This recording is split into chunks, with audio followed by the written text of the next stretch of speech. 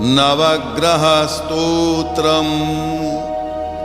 ॐ जवाकुसुमशङ्काशं काश्यपेयं महाद्युतिं ध्वान्तारिं सर्वपापघ्नं प्रणतोऽस्मि दिवाकरं। दिव्यशङ्खतुषाराभं क्षीरोदार्णवसम्भवं नमामि शशिनं भक्त्या शम्भोर्मुकुटभूषणं।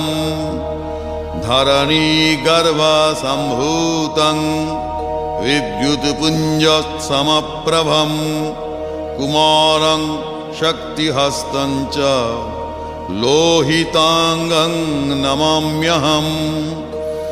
प्रियङ्गुकलिकाश्यामं रूपेण प्रतिमं